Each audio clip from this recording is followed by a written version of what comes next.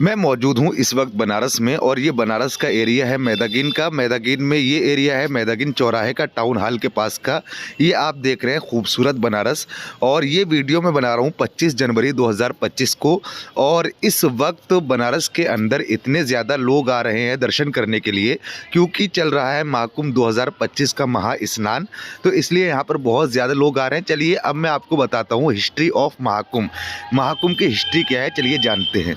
आज के इस वीडियो में हम आप लोगों को महाकुंभ के इतिहास और इसकी महत्वता के बारे में बताएंगे। दोस्तों, गंगा, यमुना और सरस्वती के पवित्र संगम पर हर 12 साल में एक ऐसा अद्भुत मेला लगता है जिसे महाकुंभ के नाम से जाना जाता है। यह केवल एक मेला नहीं बल्कि भारतीय संस्कृति और आध्यात्मिकता का सबसे बड़ा प्रतीक है। आइए इस मेले के इतिहास और इसकी पवित्रता की गहराई में चलते हैं। महाकुंभ का आरंभ और पौराणिक कथा। महाकुंभ मेले की उत्पत्ति का संबंध समुद्र मंथन की पौराणिक कथा से है। यह कथा बताती है कि जब देवताओं और असुरों में अमृत प्राप्त करने के लिए समुद्र मंथन किया गया तो अमृत का एक कलश, जिसे कुंभ नाम से भी जाना जाता है, प्रकट हुआ। अमृत कलश को लेकर देवताओं और असुरों में संघर्ष हुआ जो पूरे 12 दिन और 12 रातों तक चला। यह संघर्ष पृथ्वी के 4 स्थानों प्रयागराज, हरिद्वार, उज्जैन और नासिक में हुआ। ऐसा माना जाता है कि इस दौरान अमृत की कुछ बूंदें इन स्थानों पर गिरी, तब से ये स्थान पवित्र हो गए। इन स्थानों पर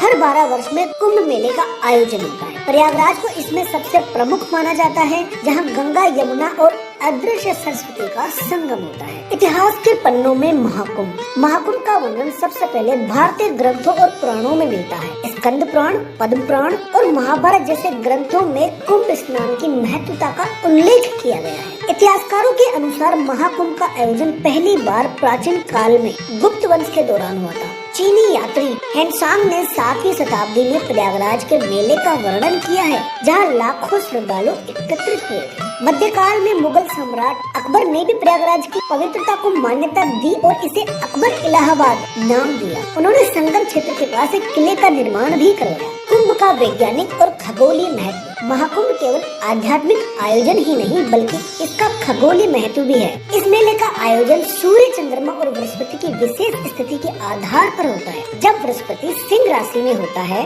और सूर्य तथा चंद्रमा मकर राशि में होते हैं, तब प्रयागराज में कुंभ का आयोजन होता है। यह स्थिति हर 12 साल में आती है। महाकुंभ का सांस्कृतिक और सामाजिक प्रभाव। महाकुंभ मेला भारतीय समाज की सांस्कृतिक धरोहर का प्रतीक है। यहाँ साधु संतों का अखाड़ा और नागा साधुओं का जमावड़ा होता है, जो अपनी परंपराओं और अनुष्ठानों का प्रदर्शन करते हैं। इस मेले का एक मुख्य आकर्षण शाही स्नान है, जिसमें अखाड़ों के संतों का पवित्र गंगा में डुबकी लगाना शामिल है। ऐसा माना जाता है कि इस स्नान से सभी पाप धुल जाते हैं और मोक्ष की प्राप्ति होती है। महाकुंभ की वर्तमान स्थिति। आज के समय में महाकुंभ एक विशाल आयोजन बन चुका है। लाखों श्रद्धालुओं की भीड़ को संभालने के लिए प्रशासन हाईटेक व्यवस्थाएं करता है। AI कैमरा से निगरानी रखी जाती है। मोबाइल ऐप्स और डिजिटल खोया पाया केंद्र जैसी सुविधाएं इसे आधुनिक आयोजन बनाती है। महाकुंभ की आध्यात्मिकता का संदेश। महाकुंभ का मेला यह सिखाता है कि आत्मा की शुद्धि और ईश्वर से जुड़ने का प्रयास हर किसी के जीवन का उद्देश्य होना चाहिए। यह केवल एक धार्मिक आयोजन नहीं बल्कि एक ऐसा पर्व है जो हमें अपनी संस्कृति और आध्यात्मिकता से जोड़ता है।